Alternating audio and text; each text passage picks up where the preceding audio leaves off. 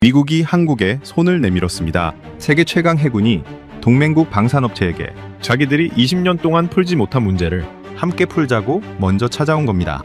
그 결과가 2024년 7월 하와이 해역에서 나왔습니다.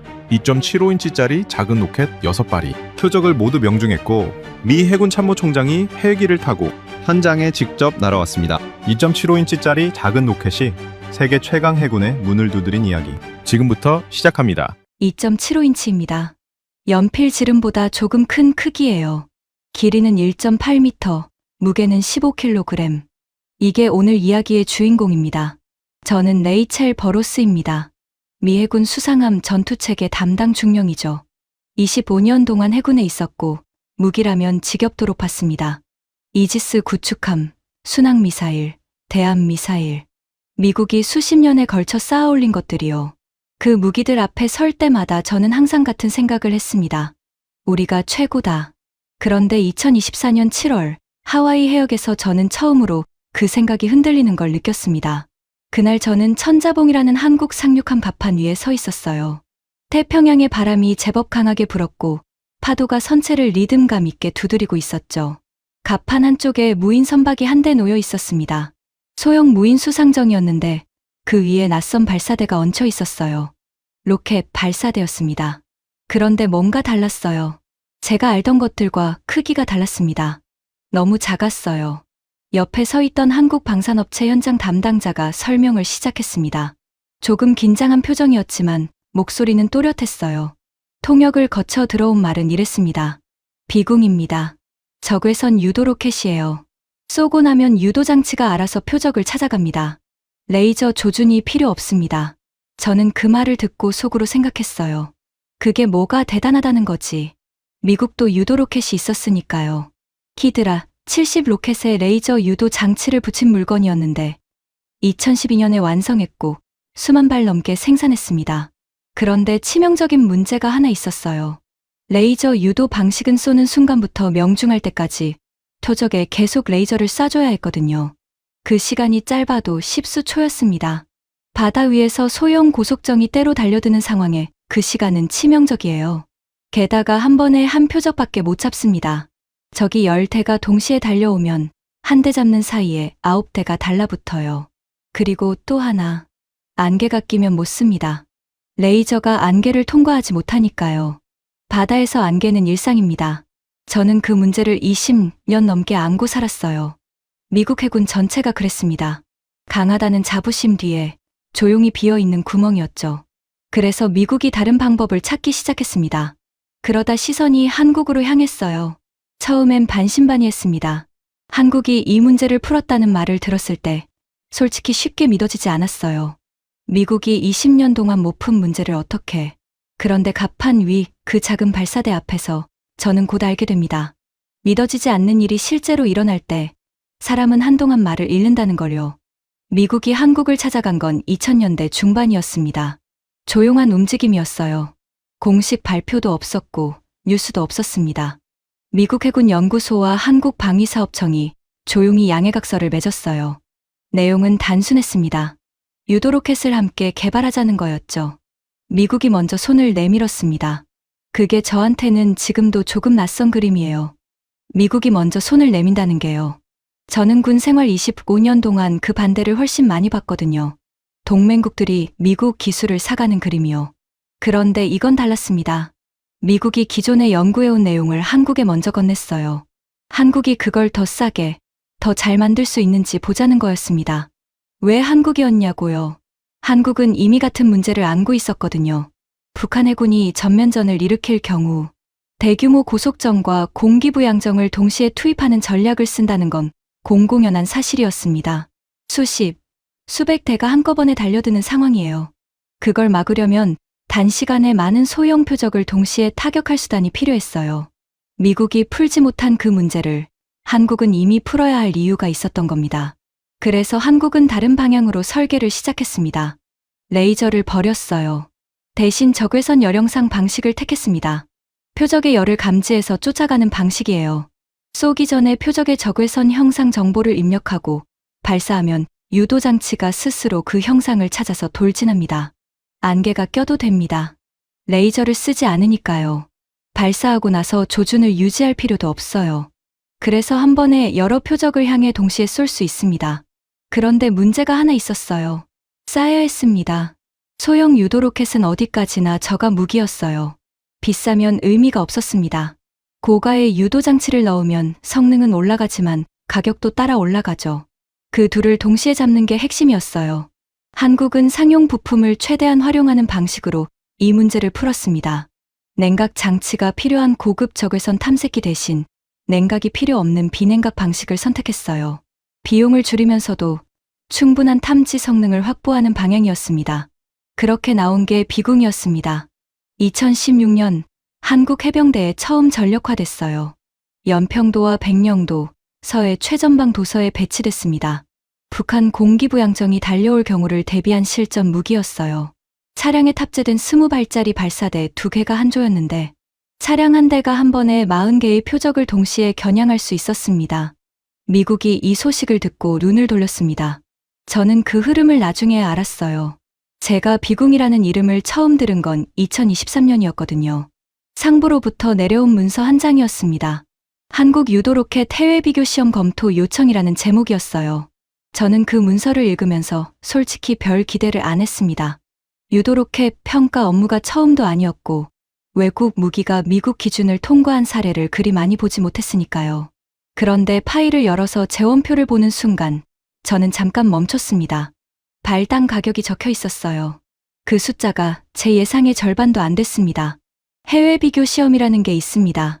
미 국방부가 전 세계 동맹국의 무기를 직접 평가해서 미국이 추진하는 사업에 연계할 수 있는지 검토하는 프로그램이에요. 간단히 말하면 미국이 직접 시험을 설계하고 기준을 정하고 합격 여부를 판단합니다. 외국 무기 입장에서는 가장 까다로운 평가죠. 비궁이 이 프로그램 대상으로 지정된 게 2019년이었습니다. 처음 지정 소식이 들어왔을 때 방산업계에서도 크게 주목하지 않았어요. 지정이 됐다는 게 합격을 의미하는 건 아니었으니까요. 지정 이후 실제 계약까지 가는 길이 얼마나 험한지 이 바닥에 오래 있던 사람들은 다 알고 있었습니다. 저는 그해 가을에 비궁 관련 1차 시험 자료를 처음 검토했습니다. 유도탄 성능 검증 위주의 초기 평가였는데 결과표를 보면서 조금 의외라는 생각이 들었어요. 수치가 기대보다 좋았거든요. 명중률이 깔끔했고 표적 탐지 시간도 예상보다 빨랐습니다. 그런데 이건 어디까지나 지상 발사 기준이었어요. 미국이 원하는 건 달랐습니다. 무인 수상정에 탑재해서 해상에서 운용하는 방식이었어요. 그게 핵심이었습니다. 미 해군이 비궁에 관심을 가진 건 단순히 유도 로켓의 성능 때문만이 아니었어요. 미래해전의 개념 자체가 바뀌고 있었거든요. 사람이 타지 않는 소형 무인 선박이 바다 위를 돌아다니면서 임무를 수행하는 시대가 오고 있었습니다. 그 선박에 탑재할 수 있는 무기가 필요했어요. 작고, 가볍고, 정확하고, 여러 표적을 동시에 처리할 수 있는 것이요. 비궁의 크기가 거기 맞았습니다. 그런데 문제가 있었어요. 비궁은 차량 탑재용으로 개발된 무기였습니다. 그걸 소형 무인 수상정에 올려서 해상 환경에서 운용하려면 발사 체계 자체를 새로 만들어야 했어요. 파도가 치는 바다 위에서 발사 안정성을 확보하는 것, 위성통신망과 연동해서 무인으로 운용하는 것, 이 모든 걸 소형 선박 안에 집어넣는 것, 쉽지 않은 과제였습니다. 한국 방산업체가 그 과제를 떠안았어요. 자체적으로 소형 무인 수상정용 발사대를 개발하기 시작했습니다. 방위사업청이 무기체계 개조개발 사업을 기획했고 국방과학연구소가 기술 지원을 맡았어요. 관계 기관이 전부 달라붙었습니다. 저는 그 과정을 지켜보면서 한 가지를 느꼈어요. 미국 요구 사항을 맞추기 위해 무기 체계 자체를 다시 개발하는 건 보통 일이 아닙니다. 비용도 시간도 엄청나게 들어요. 그런데 한국은 그 길을 택했습니다. 계약이 될지 안 될지도 모르는 상황에서요. 제 동료 중 한 명이 이 이야기를 듣고 말했어요. 그게 말이 돼? 계약도 없이 그렇게 투자를? 저는 그 말을 듣고 잠깐 생각했습니다. 말이 되는지 안 되는지는 나중에 결과가 말해주겠죠. 그리고 2024년 여름, 결과를 볼 시간이 왔습니다. 2024년 7월이었습니다. 하와이 해역에서 환태평양 훈련이 한창이었어요. 29개 나라에서 병력 2만 5천여 명이 모이는 대규모 연합훈련이었습니다. 매년 각국이 신무기를 들고 와서 실사격 평가를 받는 자리이기도 했어요. 한국은 이번에 비궁을 가져왔습니다. 천자봉 상륙함이 비궁 발사대와 함께 미국 무인수상정을 싣고 태평양을 건넜어요. 무인수상정을 현지 해역에 내려놓고 시험을 진행하기 위해서였습니다. 한국 해군의 지원이 없었다면 이 시험 자체가 불가능했을 거라고 나중에 업체 관계자가 말했습니다. 시험 당일 현장 분위기는 제가 예상했던 것과 달랐어요. 저는 기술 평가 자리라고 생각했는데 가보니 그게 아니었습니다. 미 해군 참모 총장이 현장에 있었거든요. 헬기를 타고 직접 날아왔어요. 그것도 2차례나요. 미 해군 참모 총장이 외국 무기 시험 현장에 헬기를 타고 2번씩 날아온다는 게 무슨 의미인지. 이 바닥에 있는 사람이라면 다 압니다. 그 사람이 그냥 구경하러 온 게 아니라는 뜻이에요. 저도 그날 갑판 위에 있었습니다. 시험 시나리오는 이랬어요. 무인 표적선이 바다 위를 이동하고 상공의 무인기가 이를 탐지합니다. 탐지 정보가 위성통신으로 무인수상정에 전달되고 무인수상정이 비궁을 발사해서 이동하는 표적을 잡는 거예요. 전 과정이 무인화였습니다. 사람이 직접 개입하는 단계가 없었어요. 탐지에서 발사까지 기계와 기계가 통신으로 연결돼서 작동하는 방식이었습니다. 한국과 미국을 통틀어 이런 방식으로 실사격을 진행한 게 처음이라고 했어요. 발사 직전 저는 갑판 난간을 잡고 바다를 내려다봤습니다. 무인수상정이 파도 위에 흔들리고 있었어요. 그 위에 발사대도 함께 흔들렸습니다. 저는 그걸 보면서 솔직히 걱정이 됐어요. 파도가 있는 상황에서 저 작은 발사대가 안정적으로 작동할 수 있을까? 흔들리는 선체 위에서 표적을 제대로 잡을 수 있을까? 발사 신호가 떨어졌습니다. 첫 번째 발사였어요. 불꽃이 일었고 로켓이 수면 위로 솟구쳤습니다. 그리고 곡선을 그리며 이동 표적을 향해 날아갔어요. 저는 눈을 가늘게 뜨고 그 궤적을 따라갔습니다. 명중이었습니다. 2번째 발사, 명중. 3번째 발사, 명중. 파도가 쳐도 달라지지 않았어요. 표적이 이동해도 달라지지 않았습니다. 6번을 쐈고 6번이 다 맞았어요. 발사가 끝나고 잠시 침묵이 흘렀습니다. 그리고 갑판 위에서 박수가 터져 나왔어요. 저는 그 박수 소리를 들으면서 이상한 기분이 들었습니다. 기쁘기도 했고 뭔가 당황스럽기도 했어요. 박수를 치는 사람들 중에는 미군 관계자들도 있었거든요. 미국 사람들이 한국 무기 앞에서 박수를 치고 있었습니다. 저는 그 장면이 한동안 머릿속을 떠나지 않았어요. 그날 저녁이었습니다. 훈련 숙소로 돌아오는 차 안에서 제 옆에 앉은 동료 제임스가 말했어요. 그는 저와 같은 전투체계 담당이었고 저보다 6살 많은 대령이었습니다. 레이첼, 솔직히 어떻게 생각해? 저는 창밖을 보다가 그를 돌아봤어요. 뭐려? 오늘 거. 비궁. 저는 잠깐 생각했습니다. 좋았죠. 결과는 좋은 정도가 아니잖아. 6발 6발이야. 파도 위에서 무인으로 우리가 20년 동안 못한 걸 저 사람들이 해버렸어. 저는 그 말에 선뜻 동의하지 못했습니다. 동의하고 싶지 않아서가 아니었어요. 아직 확인해야 할 게 남아있다고 생각했거든요. 시험은 시험이에요. 실전은 다릅니다. 제임스가 고개를 끄덕였어요. 맞아. 그런데 우리가 실전에서 쓰던 것들도 처음엔 다 시험부터 시작했잖아. 반박하기 어려운 말이었습니다. 저는 그날 밤 숙소에서 비군 관련 자료를 다시 펼쳤어요. 재원표, 개발 이력, 가격 정보. 처음 봤을 때보다 더 꼼꼼하게 읽었습니다. 몇 가지가 마음에 걸렸어요. 하나는 실전 운용 데이터였습니다. 비궁은 한국 해병대가 연평도와 백령도에서 실제로 운용하고 있었어요. 북한 고속정 위협에 대비한 실전 배치였습니다. 그런데 실제 교전 기록이 없었어요. 훈련 사격 기록은 있었지만 실제 전투에서 어떻게 작동하는지는 아직 검증된 적이 없었죠. 또 하나는 가격이었어요. 발당 4천만 원 수준이라는 숫자가 자꾸 눈에 걸렸습니다. 미국 기준으로는 굉장히 저렴한 가격이에요. 그런데 저렴하다는 게 항상 좋은 건 아닙니다. 부품 품질, 내구성, 유지 보수 비용, 이런 것들을 다 따져봐야 했어요. 그리고 또 한 가지. 이건 제가 제임스한테도 말하지 않은 거였는데 미국 무기가 아니라는 점이었습니다. 제가 군 생활을 하면서 몸에 밴 생각이 있어요. 무기는 신뢰할 수 있는 공급망에서 와야 한다는 거예요. 부품 수급, 기술 지원, 유지 보수. 이 모든 게 장기적으로 안정적이어야 합니다. 외국 무기를 도입하면 그 공급망이 외국에 묶입니다. 관계가 틀어지면 부품이 안 들어올 수 있어요.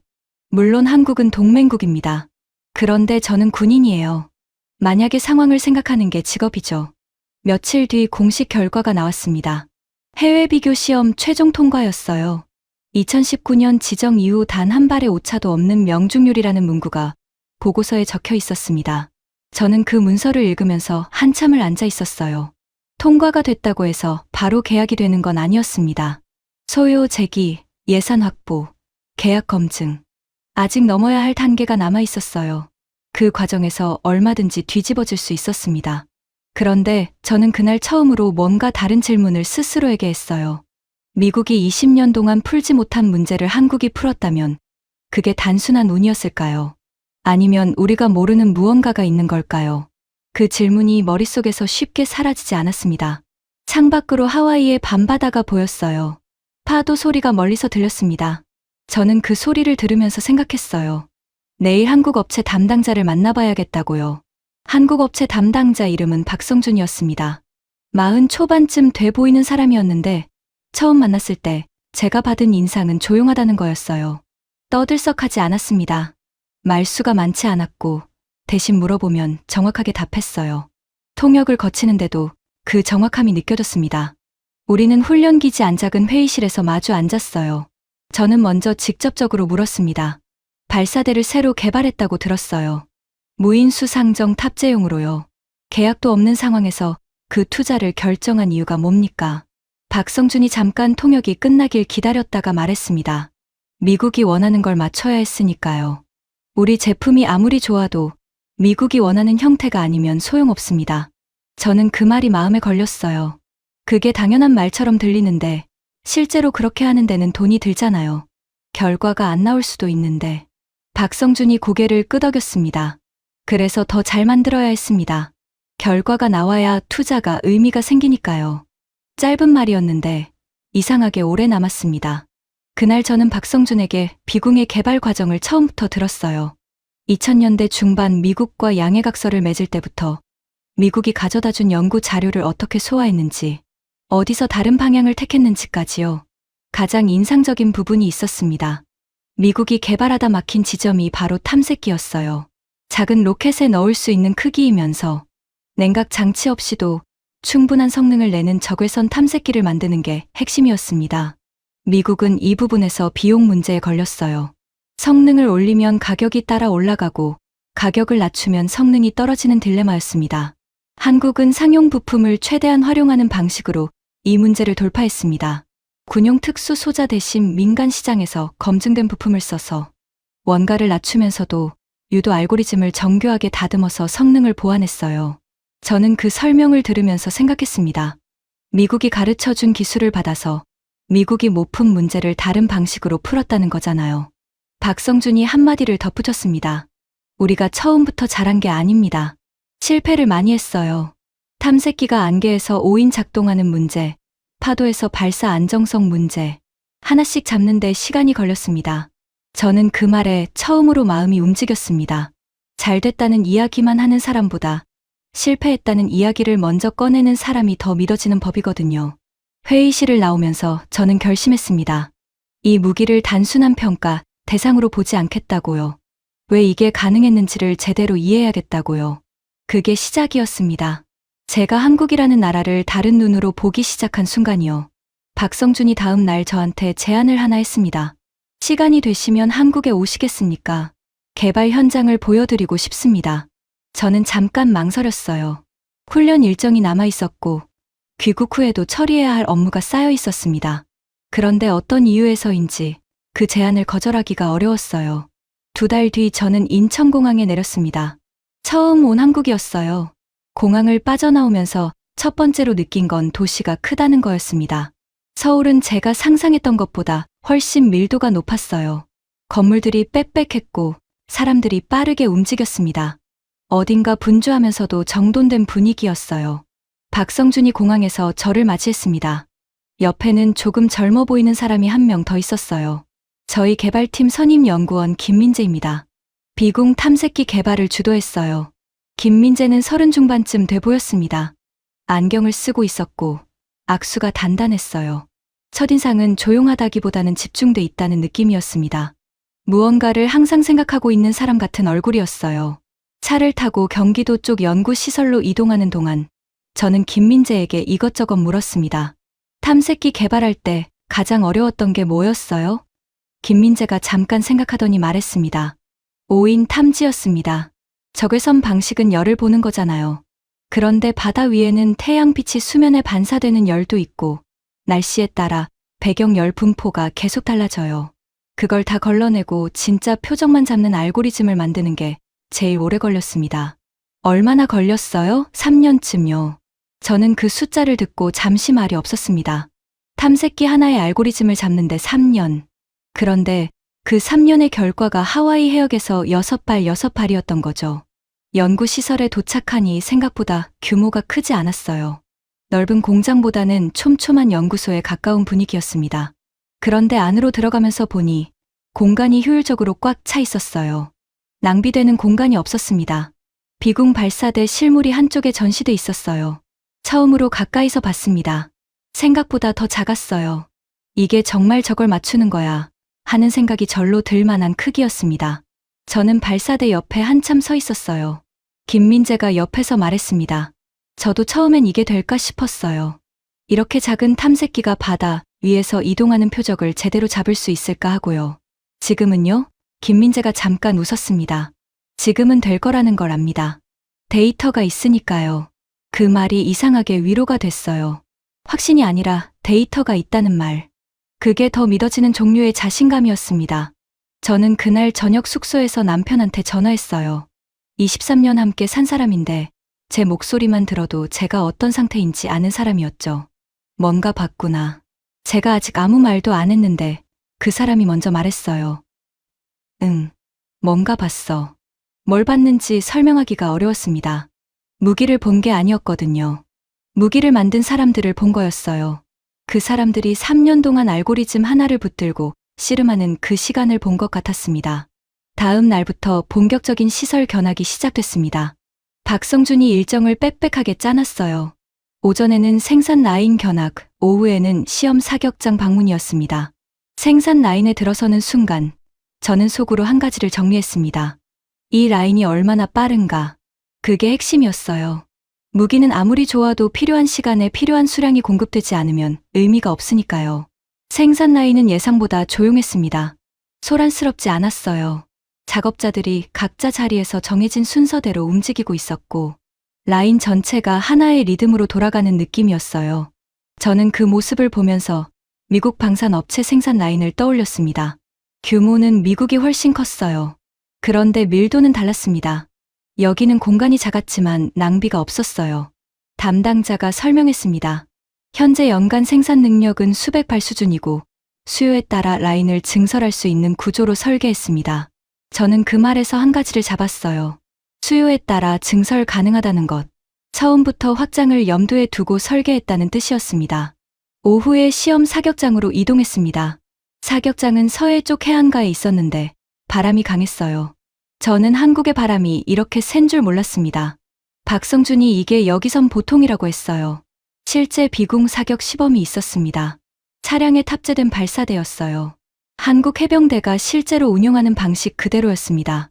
20발짜리 발사대 2개가 트럭 위에 올라가 있었어요.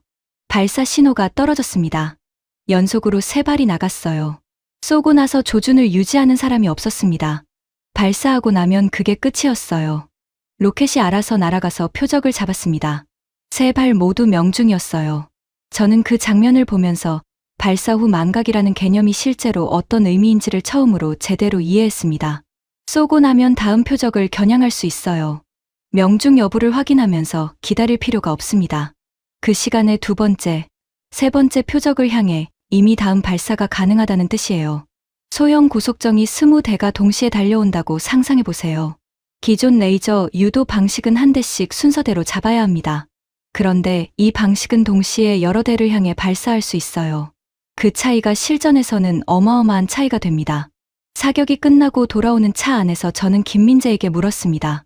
사우디랑 UAE에도 수출됐다고 들었는데 거기서 실제로 어떻게 운용하고 있는지 피드백이 옵니까? 김민재가 고개를 끄덕였습니다. 옵니다. 사우디 고속정에 탑재된 버전은 운용 환경이 한국이랑 많이 달라요. 페르시아만의 기온이 한국보다 훨씬 높거든요. 고온 환경에서 탐색기 반응이 달라지는 부분이 있어서 그 데이터를 받아서 보완했습니다.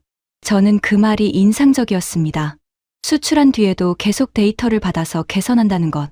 무기를 팔고 끝이 아니라 운용 환경에서 나오는 피드백을 개발에 반영한다는 거였어요. 그날 저녁 박성준이 저를 저녁 식사에 초대했습니다. 서울 시내 한 식당이었어요.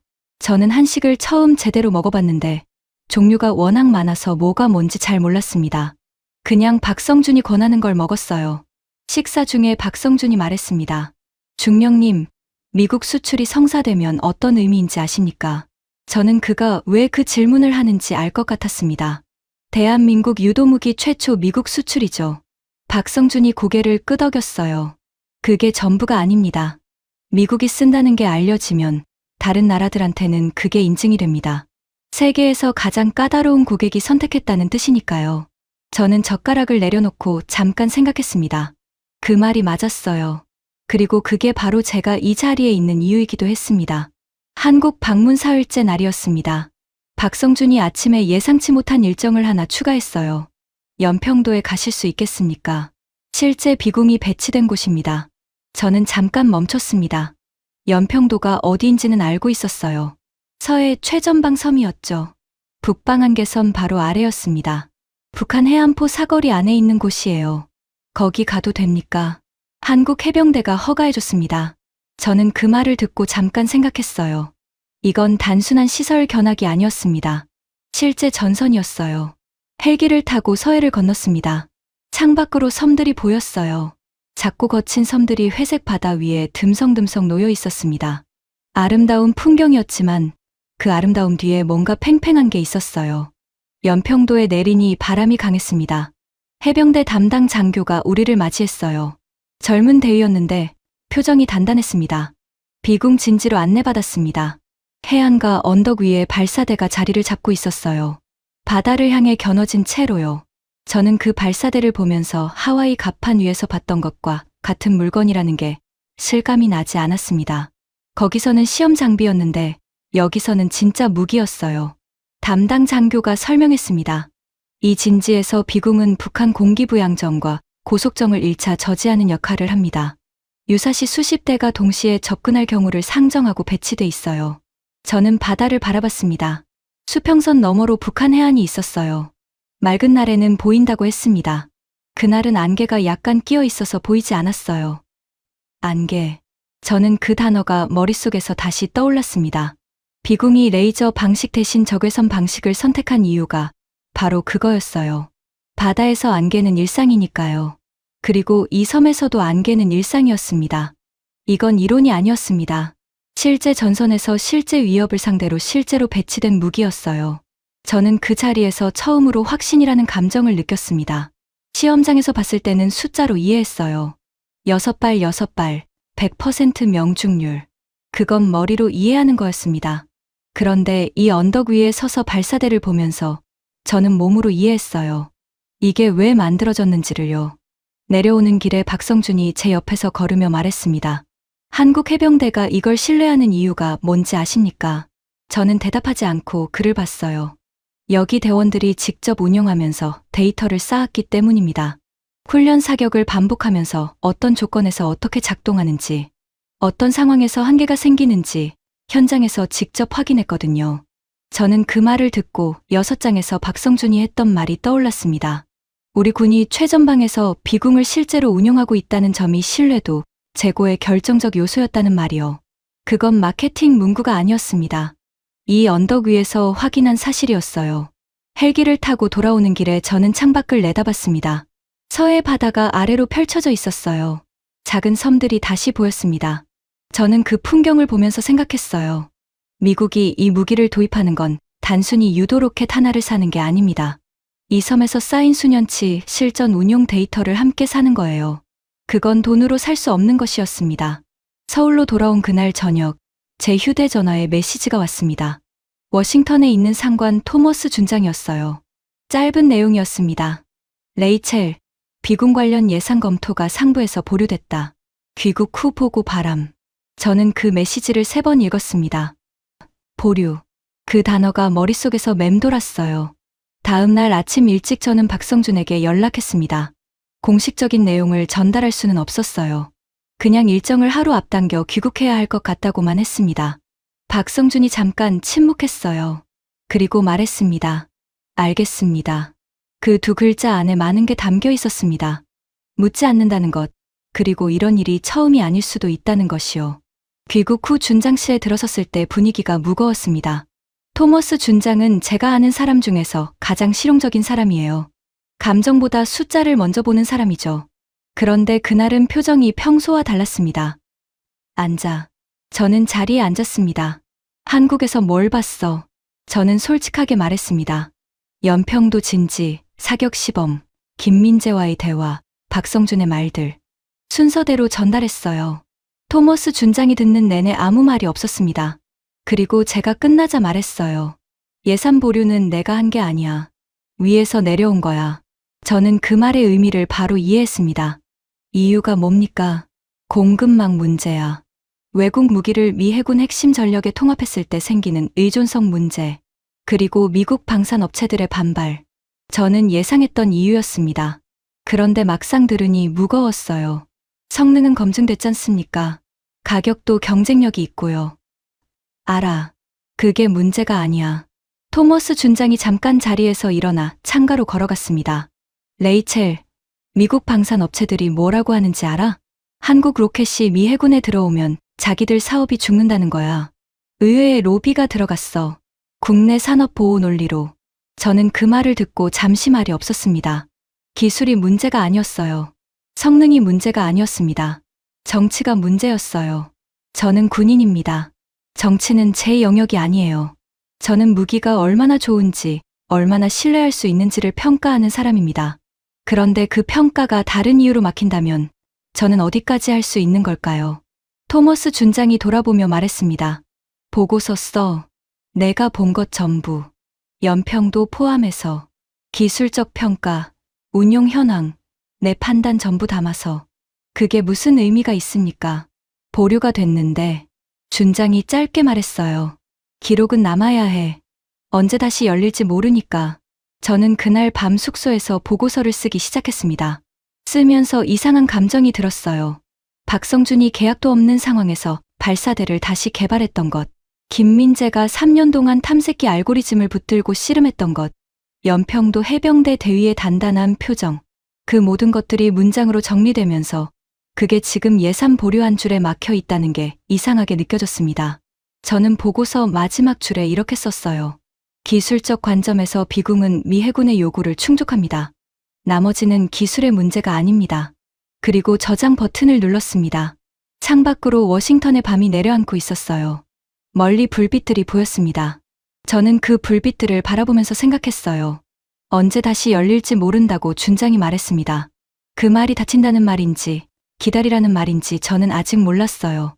다만 한 가지는 알았습니다. 이 이야기가 여기서 끝나지 않는다는 걸요. 보고서를 제출한 지 3주가 지났습니다. 아무 연락이 없었어요. 군 생활을 오래 하다 보면 침묵이 어떤 의미인지 알게 됩니다.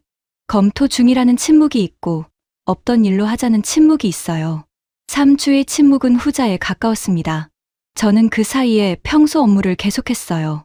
다른 무기 체계 평가 보고서를 쓰고 회의에 참석하고 훈련 계획을 검토했습니다. 겉으로는 아무것도 달라진 게 없었어요. 그런데 속은 달랐습니다. 뭔가 걸려있는 느낌이 계속됐어요. 나흘째 주에 토머스 준장에게서 짧은 메시지가 왔습니다. 비궁 예산 검토 건 공식 보류 확정. 금년도 예산 사이클에서는 제외됨. 저는 그 메시지를 읽고 휴대전화를 책상에 내려놓았습니다. 공식 보류 확정. 금년도 제외. 쉽게 풀리지 않는다는 뜻이었어요. 저는 그날 점심을 거의 먹지 못했습니다. 식욕이 없어서가 아니었어요. 식당에 앉아 있으면서 계속 같은 생각이 맴돌았거든요. 6발. 안개해도 된다. 발사 후 망각. 연평도 언덕 위 발사대. 그것들이 다 있는데 결국 예산 한 줄에 막혔다는 거잖아요. 오후에 제임스가 사무실에 들렀습니다. 들었어. 저는 고개를 끄덕였어요. 아쉽다. 아쉽다는 말이 이상하게 귀에 걸렸습니다. 그 말이 틀린 건 아닌데 너무 가볍게 느껴졌어요. 아쉬운 게 아니었습니다. 뭔가 잘못됐다는 느낌이었어요. 저는 제임스에게 말했습니다. 우리가 20년 동안 못 푼 문제를 한국이 풀었어. 그 결과를 우리가 직접 확인했고. 그런데 로비 때문에 막혔잖아. 그게 맞는 거야? 제임스가 잠깐 있다가 말했어요. 맞고 틀리고의 문제가 아니잖아. 그게 시스템이 돌아가는 방식이잖아. 저는 그 말에 반박하지 못했습니다. 맞는 말이었으니까요. 그런데 맞는 말이 항상 옳은 건 아니에요. 그날 저녁 집에 와서 남편한테 이야기했습니다. 처음부터 끝까지 다요. 한국 방문, 연평도, 보고서, 그리고 보류 확정까지. 남편이 한참 듣다가 말했어요. 근데 레이첼, 너 그 보고서 썼잖아. 썼는데 소용이 없잖아. 지금 당장은 그렇지. 그런데 기록은 남는다고 했잖아. 저는 그 말을 듣고 토머스 준장이 했던 말이 생각났습니다. 기록은 남아야 해. 언제 다시 열릴지 모르니까. 그런데 솔직히 그날 밤은 그 말이 위로가 되지 않았습니다. 기다리라는 말이 언제까지 기다리라는 말인지 아무도 몰랐거든요. 그 사이에 다른 나라들은 비공을 도입할 테고, 미국은 계속 20년 된 문제를 안고 있을 테고, 그게 올바른 방향인지 저는 알 수가 없었어요. 저는 그날 밤 늦게까지 잠을 이루지 못했습니다. 천장을 바라보면서 연평도 언덕이 자꾸 떠올랐어요. 바다를 향해 겨눠진 발사대, 단단한 표정의 대위, 안개 속 수평선. 그게 현실이었습니다. 이론이 아니라 실제로 거기 있는 것들이었어요. 그런데 그 현실이 워싱턴에서는 예산 항목 하나였습니다. 저는 그 간극이 너무 컸습니다. 2주가 더 지났습니다. 저는 일상으로 돌아와 있었어요. 보고서도 제출했고 할 수 있는 건 다 했습니다. 더 이상 제가 할 수 있는 게 없었어요. 그게 더 어려운 부분이었습니다. 기다리는 것, 그리고 기다리면서 다른 일을 계속하는 것. 그 무렵 박성준에게서 이메일이 왔습니다. 짧은 내용이었어요. 안부를 묻는 인사와 함께 비궁이 중동 지역 추가 수출 협의를 진행 중이라는 소식이었습니다. 구체적인 나라 이름은 없었어요. 그냥 진행 중이라고만 했습니다. 저는 그 이메일을 읽으면서 복잡한 감정이 들었습니다. 잘 됐다는 생각과 이상하게 씁쓸한 감정이 동시에 왔어요. 다른 나라들은 계속 나아가고 있는데 미국은 제자리에 있다는 느낌이었죠. 저는 박성준에게 답장을 보냈습니다. 잘 됐다는 말과 함께 미국 쪽 상황은 아직 정리 중이라는 말을 썼어요. 구체적인 내용은 전달할 수 없었지만 그 정도는 말할 수 있었습니다. 박성준의 답장이 빠르게 왔습니다. 알고 있습니다. 괜찮습니다. 기다리겠습니다. 그 세 문장이 이상하게 오래 남았어요. 기다리겠습니다. 그 말이 체념인지 아니면 진짜 기다린다는 건지 저는 몰랐습니다. 그런데 그 어느 쪽이든 그 말 안에 담긴 무게가 느껴졌어요. 저는 그 이메일을 닫고 창밖을 바라봤습니다. 워싱턴 가을 하늘이었어요. 맑았습니다. 그런데 저는 그 맑은 하늘이 이상하게 공허하게 느껴졌어요. 그날 퇴근길에 저는 오래 걸었습니다. 차를 놔두고 한 정거장을 걸어서 집으로 갔어요. 특별한 이유는 없었습니다. 그냥 걷고 싶었어요. 걸으면서 군 생활 25년을 떠올렸습니다. 제가 왜 해군을 택했는지, 처음 임관했을 때 어떤 생각이었는지, 무기를 평가하는 일을 하게 된 건 내 선택이었어요.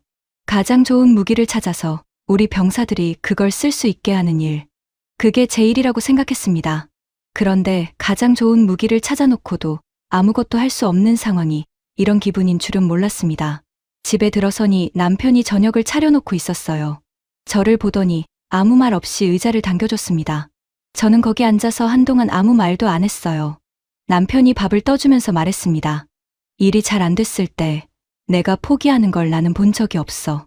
저는 그 말을 듣고 고개를 들었습니다. 포기하는 게 아니에요. 그냥 막혔다는 거죠. 막혔다는 게 끝난 게 아니잖아. 저는 잠깐 생각했습니다. 막혔다는 게 끝난 게 아니다. 그 말이 맞기도 하고 틀리기도 했습니다. 막힌 게 끝나는 경우도 있으니까요. 그런데 제가 아직 확인하지 못한 게 하나 있었어요. 왜 막혔는지를 정확히 알고 있는가. 예산 보류, 로비, 공급망 우려. 그게 표면적인 이유였어요. 그런데 그 안에 진짜 이유가 있었습니다. 미국 방산업계가 두려워하는 게 정확히 무엇인지, 그리고 그 두려움이 정당한 것인지 저는 그걸 아직 제대로 파악하지 못했습니다. 그날 밤 저는 오래 앉아서 생각했어요. 그리고 다음 날 아침 일찍 토머스 준장에게 면담을 요청했습니다. 할 말이 생겼거든요. 토머스 준장과의 면담은 오전 8시에 잡혔습니다. 준장실에 들어서니 그가 커피를 마시고 있었어요. 저를 보고 앉으라는 손짓을 했습니다. 저는 자리에 앉았습니다. 그리고 바로 말했어요. 준장님, 반발하는 업체들이 구체적으로 어떤 논리를 쓰고 있습니까? 준장이 커피잔을 내려놓으며 저를 봤습니다. 공급망 리스크. 외국 무기에 의존하면 부품 수급이 불안정해진다는 거야. 그리고 미국 일자리 문제. 그 논리가 맞습니까? 준장이 잠깐 눈썹을 올렸어요. 무슨 말이야? 저는 준비해온 자료를 꺼냈습니다. 한국에서 가져온 것들이었어요. 비공 부품 공급망 구성, 한국 내 생산 비율, 기술 지원 체계 문서들이었습니다. 비공 핵심 부품의 상당수가 국제 공급망 기반입니다. 한국 단독 부품이 전부가 아니에요. 그리고 한국은 이미 사우디, UAE에 수출하면서 장기 기술 지원 체계를 운용하고 있습니다. 부품 수급 문제는 계약 조건으로 충분히 커버할 수 있어요. 준장이 자료를 들여다봤습니다. 일자리 문제는요. 미국 업체가 지금 당장 동급 무기를 공급할 수 있습니까? 없으면 그 일자리는 원래 없는 겁니다. 만들어지지도 않은 일자리를 지킨다는 논리예요. 준장이 자료에서 눈을 들었습니다. 레이첼, 이걸 위에 올리면 또 반발이 나온다. 알고 있습니다. 그런데 준장님, 제가 연평도에서 본 건 이론이 아니었어요. 실제 전선에 배치된 실제 무기였습니다. 그게 예산 항목 하나에 막히는 건 옳지 않다고 생각합니다. 준장이 잠시 창밖을 봤습니다. 그리고 자료를 집어들었어요. 반박 논거 정리해서 공식 문서로 만들어. 내가 채널 찾아볼게. 저는 그 말을 듣고 가슴 한쪽이 풀리는 느낌이 들었습니다. 닫힌 게 열리는 소리가 나는 것 같았어요. 문을 나서면서 준장이 등 뒤에 대고 말했습니다. 장담은 못해.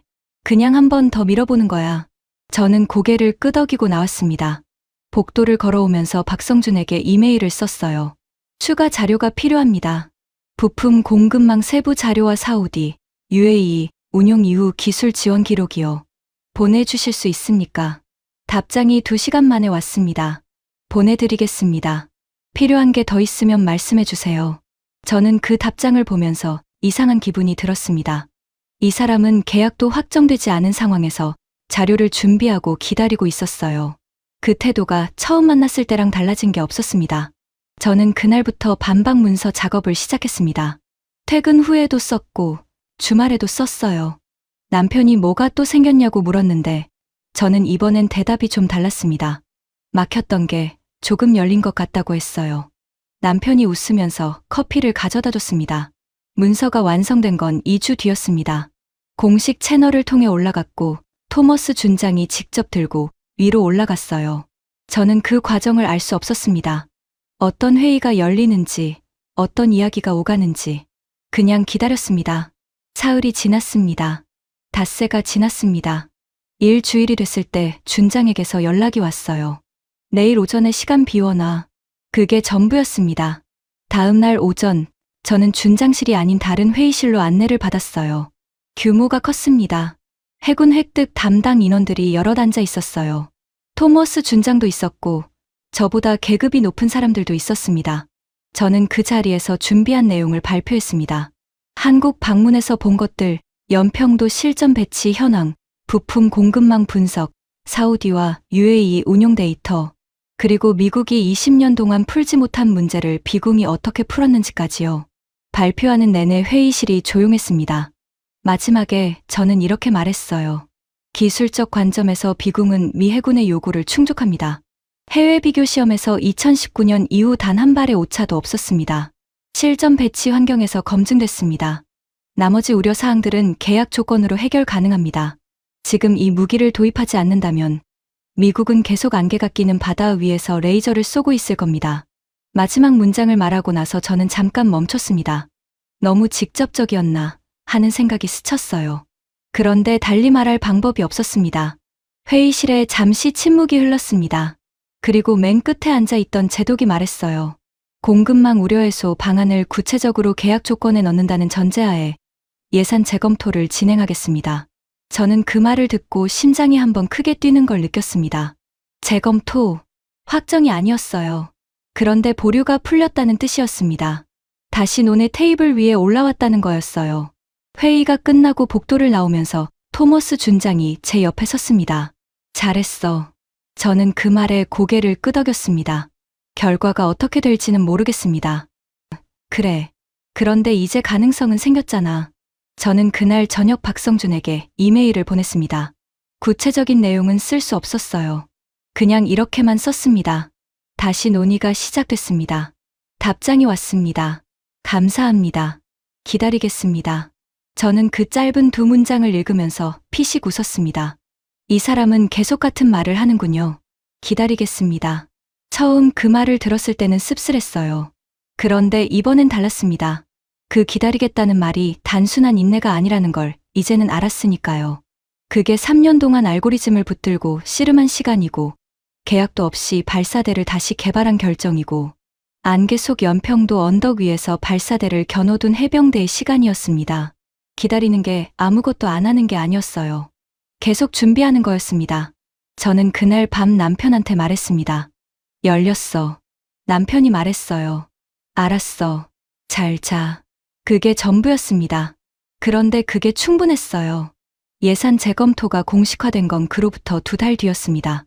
아직 계약이 성사된 건 아니었어요. 소요 제기, 예산 확보, 계약 검증. 아직 넘어야 할 단계들이 남아 있었습니다. 그 과정이 얼마나 걸릴지 저는 알 수 없었어요. 그런데 이상하게 그게 조급하지 않았습니다. 저는 부대 훈련장에서 후임 장교들을 대상으로 한 무기체계 평가 교육을 맡게 됐어요. 정기적으로 하는 교육이었는데 이번에는 제가 직접 비공 사례를 교육 자료에 넣었습니다. 강의실에 들어서니 12명의 장교들이 앉아 있었어요. 젊은 얼굴들이었습니다. 저보다 15살에서 20살 어린 사람들이었어요. 저는 첫 슬라이드를 띄웠습니다. 2.75인치. 연필 지름보다 조금 큰 로켓 사진이었어요. 이게 오늘 이야기의 주인공입니다. 강의실이 조용했어요. 다들 화면을 봤습니다. 저는 처음부터 이야기했어요. 안개가 끼면 못 쓰는 레이저 유도 방식의 한계, 미국이 20년 동안 풀지 못한 문제, 한국이 다른 방향으로 접근한 방식, 하와이 해역에서 6발, 연평도 언덕 위의 발사대까지요. 장교들이 조용히 듣고 있었습니다. 중간에 한 명이 손을 들었어요. 대위였습니다. 중령님, 결국 예산이 막혔다가 다시 열린 거잖아요. 기술이 검증됐는데도 왜 그런 과정이 필요했습니까? 저는 그 질문을 예상했어요. 좋은 질문이야. 기술이 검증됐다는 게 충분 조건이 아니기 때문이에요. 무기 도입은 기술 평가만으로 결정되지 않아. 공급망, 예산, 정치, 산업 이해관계. 이게 다 얽혀 있어요. 그래서 평가자의 일이 여기서 끝나지 않는 거야. 기술을 평가하고 나서 그 평가를 올바른 결정으로 연결하는 과정까지 책임져야 해. 대위가 고개를 끄덕였습니다. 강의가 끝나고 나오면서 저는 잠깐 복도에 서 있었어요. 오늘 제가 한 이야기는 아직 끝나지 않은 이야기였습니다. 계약은 아직 성사되지 않았고 과정은 계속 진행 중이었어요. 그런데 저는 그 미완성된 이야기를 강의실에서 꺼냈습니다. 왜냐하면 그게 현실이니까요.